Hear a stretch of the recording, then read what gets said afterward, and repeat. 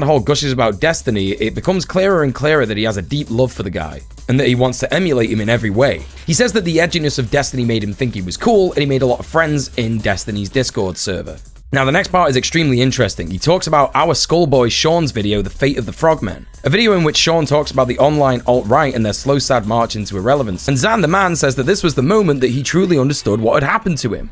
Basically admitting that Sean, a video essayist, made him really understand what had happened to him versus watching the debate with Destiny, which simply made him stop being a full-on Sieg-heiling Nazi. It's interesting that he talks about learning social structures and diversity of tactics. One thing opened him up to looking more at his ideas. Another thing helped him look deeper into them and properly deconstruct them. Okay, cool. This isn't some, oh, he didn't really need Destiny. We don't need people like Destiny because Sean's here. No, it's both of these people are good at what they do. Let them continue. God, I swear, if there was less of this pretentious infighting within leftist communities, we could actually get some real good shit done. Disavowing capitalism, but a lot of his content just really isn't about that. One of the most important things to happen over the last year for a lot of leftists is the wave of unionization that's happened across the US and the world. If Xanderhal was covering a lot of this, that'd mean a lot of people learning about a lot of good stuff. He's got one video that's 18 minutes of him covering the Staten Island warehouse unionization, but it's got woefully low views. Hell, I know the feels on that one. My union video and activism content performs terribly. But right, because, as previously discussed, the normie content is going to get more views. Of course it is. You bring people in with the normie content, and if they stick around, they'll get to hear the other perspectives that you have on certain issues. Good, great. Again, the whole thing is that, like,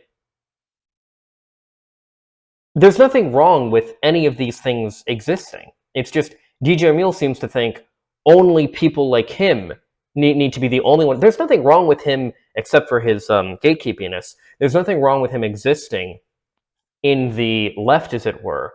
The problem is the gatekeeping.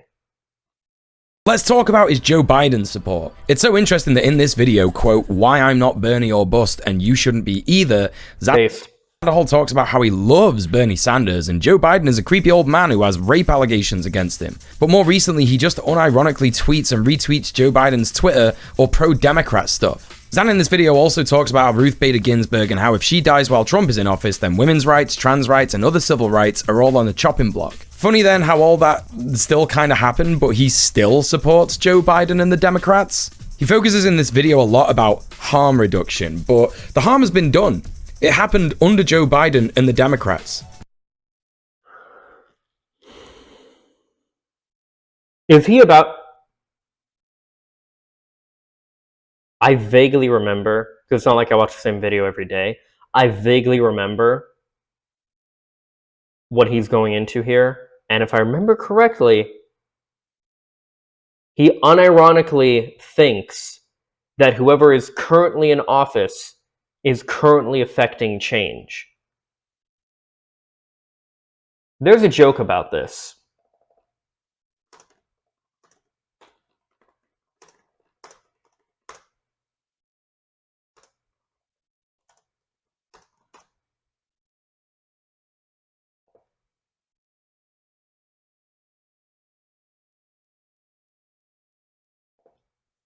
There's got to be... Where's the joke?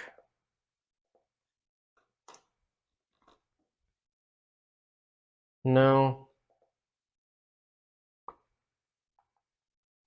Okay. Well, you can see it's a saying, though, that came up when I started. The three slowest things are the Postal Service, banks, and the federal government. Let me explain something, because I understand this mentality that whoever is currently in charge is the one who is affecting current change, either positive or negative. But that just isn't how things work. Whenever anything, especially the federal government, when there is a new person that takes charge, for the first probably year or so, you are still dealing with the effects of what the last person in charge was doing, especially when it comes to the presidency. I mean, this is why when Obama came into office in 2008, he inherited all of the issues that Bush caused. And when he left and fixed a bunch of stuff, not everything, he wasn't perfect, don't get me wrong, but when he fixed a bunch of stuff and started making things better, and Trump came in, and it was like, oh, the economy is so great under Trump. Yeah, because of the guy that just left. And now everyone's like, oh, the economy is so bad under Biden. Yeah, because of the guy that just left. And whether he gets another term or whoever comes in after Biden, there are definitely going to be people that are like, oh, the economy is so great under, I don't know, whoever. Yeah, because of the guy that just left. Or it's terrible because of the guy, whatever, right? The effects that you see in politics, especially, are put in place by the previous person. There are policies that Biden is trying to put in place now.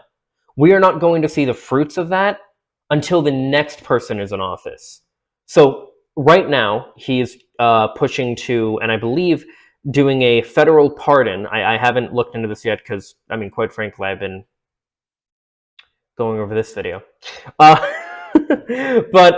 he is working to completely decriminalize weed, or at least pardon people who have been arrested for possession federally.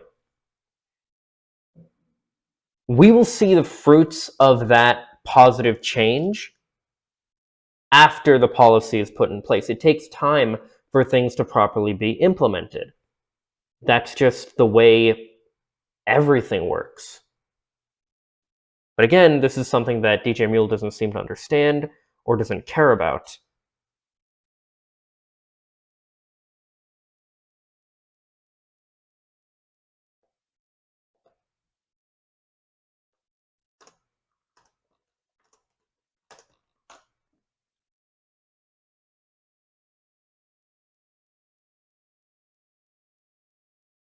It's true, though. That one says Bush must be an old meme. Okay.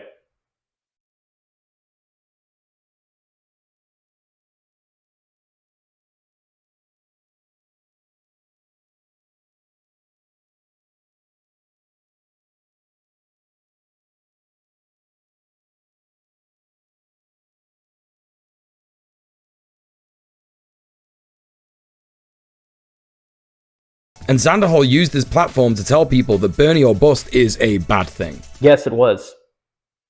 People that say, well, if I can't have my guy, I'm just not going to vote at all. Might as well just be voting for, well, in this case, in 2020, it was Trump. Harm reduction is a good thing, yes. If you were going to be so disenfranchised, and I understand disenfranchisement, but if you were going to say, oh, I'm not going to participate at all, then cool. You might as well just give it to the other side.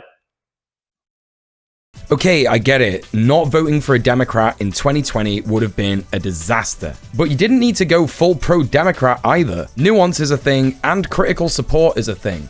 The main thing to take away from Xanderhal in this video is this.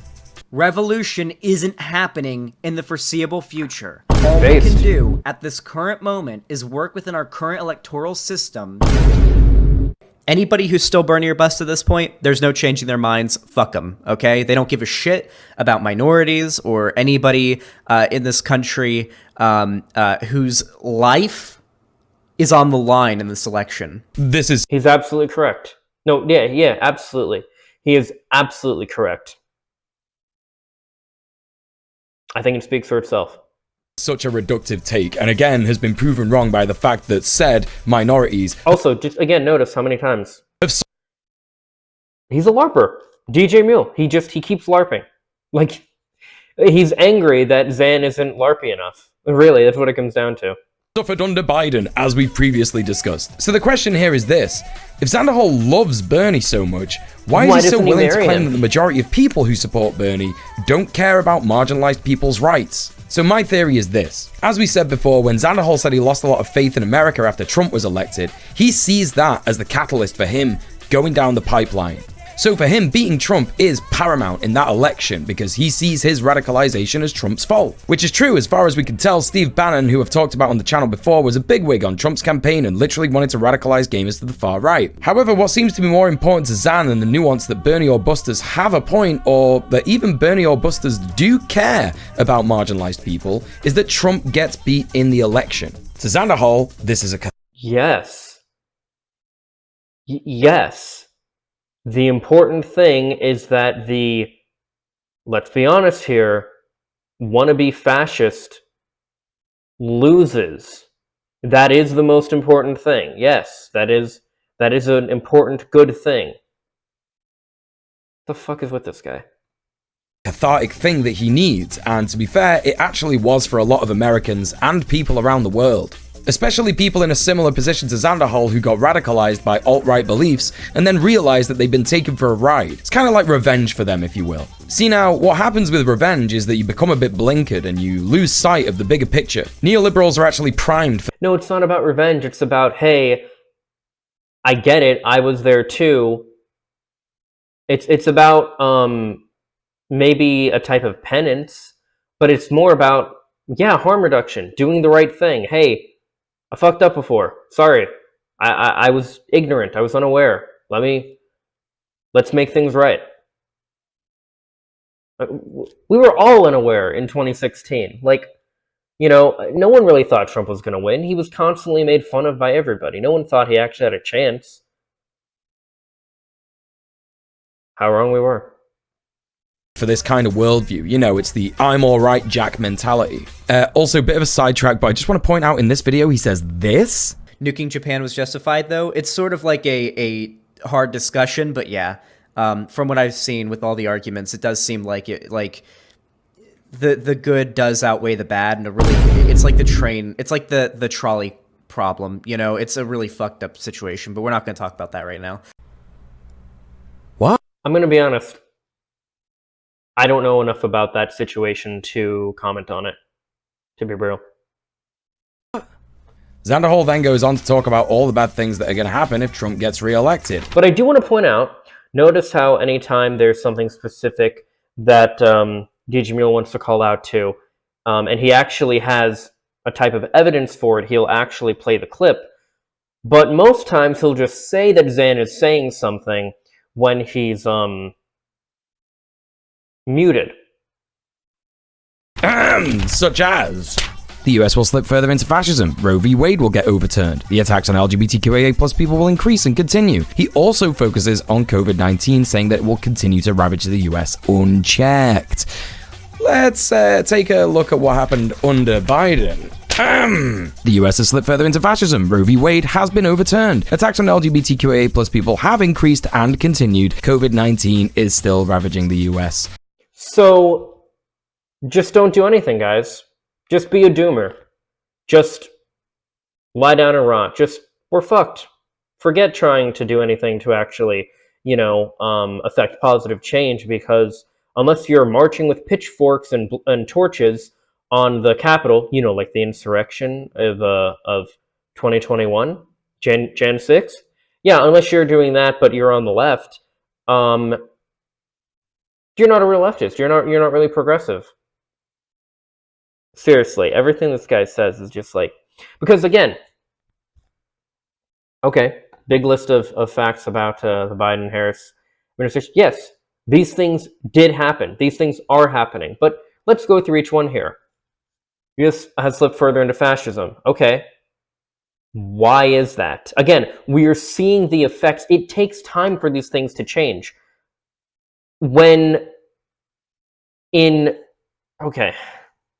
After World War II ended, there was a big campaign to de-radicalize German Nazis and Nazi sympathizers, which, by the way, America had Nazi sympathizers too. So did pretty much every other country. We haven't had anything like that for the MAGA movement to de-radicalize them. I was hoping we would. Unfortunately, we haven't.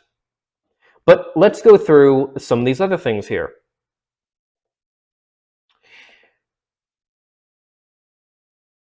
Roe v. Wade was overturned. Yeah. Why was it overturned? So you can see all of them here. Why was it overturned? Because of the 3 Supreme Court justices that Trump, the Republican in office, put in the seats. It wasn't Biden's fault. It wasn't Democrats' fault. It wasn't liberals' fault. It was the conservative president.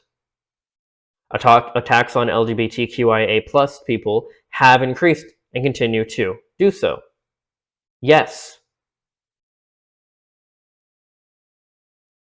It's a process we have to work to change. Nothing is going to change overnight. And in fact, just to be clear, even if this revolution that LARPers like DJ Mule want so badly, even if that happened, we would have broken pieces from the revolution to pick up and start over. So it's not like everything would just magically be perfect just because revolution occurred. COVID-19 is still ravaging the US, killing hundreds of thousands. Yeah, this isn't an American problem. COVID is all over the world, and it's gotten a lot better since Biden was in office. Now, I will say, Project Lightspeed or Warp Speed, whatever it was that Trump put in place, yeah, that was actually a good thing that he did. But of course, his downplaying of the pandemic and things of that didn't help how people reacted to it. And, using pseudoscience methods like, drinking. Oh God, what was the thing people were drinking? Drinking what to cure COVID? What was it? What were they drinking? What were they drinking? It wasn't, well, yeah, hand sanitizers. People were doing all kind of crazy shit. But what was the one? Not lemon juice, key weapons fighting against COVID. I don't know. There was so much misinformation. I can't even keep up. I can't even remember. But I know like ivermectin was a big thing people were doing for a while because Joe Rogan had said about it, and that was something that that wasn't like specifically endorsed by Trump per se, but I can't remember off the top of my head what it was that people were drinking or eating or whatever. But there were all these different substances. Oh, it was bleach. It was bleach. People were drinking bleach, which let me see if I can find.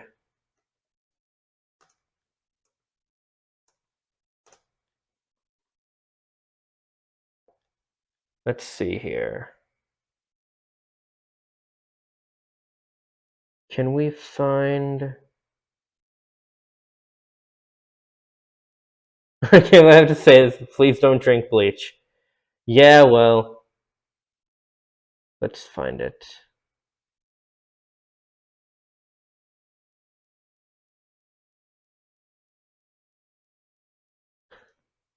True.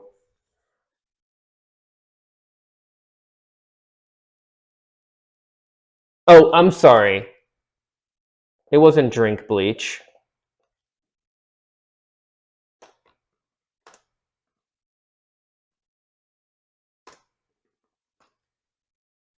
His Twitter was just on fire in 2020, especially.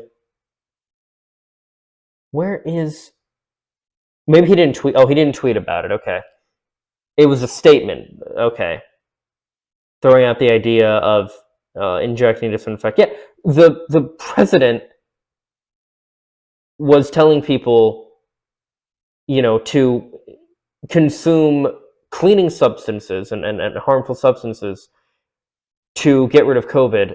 And then you had these people that bought into that stuff when actual vaccines came out were super against it. So of course COVID was still ravaging the US, not entirely, but largely because of the negligence of people like Trump. Now, again, this was a world issue that was infecting the entire, and still is infecting the entire world, affecting the entire world, infecting as well.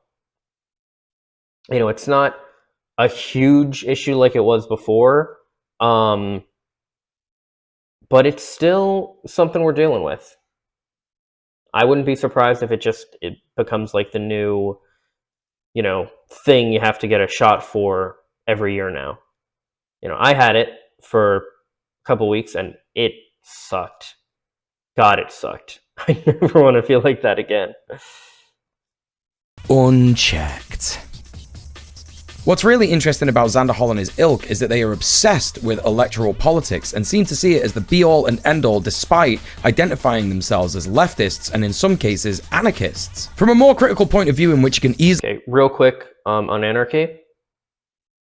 I think in theory anarchy sounds great, but in practice, I don't think it would really work, because I think there's always going to be somebody who wants to gain power in some way. I think the book and movie and just in general the story Lord of the Flies is a really good example of that mentality. There's always going to be somebody who has some sort of power that is wanting to and will take control of everybody else. I think that while anarchy is great, like ideologically, I don't think it's possible with human nature. Easily observe and analyze electoral politics to be milquetoast in achieving anything good at best, we understand that the most important thing to do, especially nowadays, is to organize, create instances of direct action and mutual aid. These are all good things, by the way. But having them supplemented...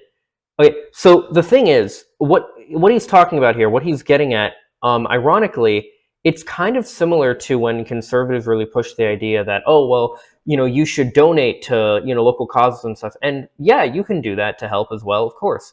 But it shouldn't be on me, on you, on anybody, like individually, to help everybody else.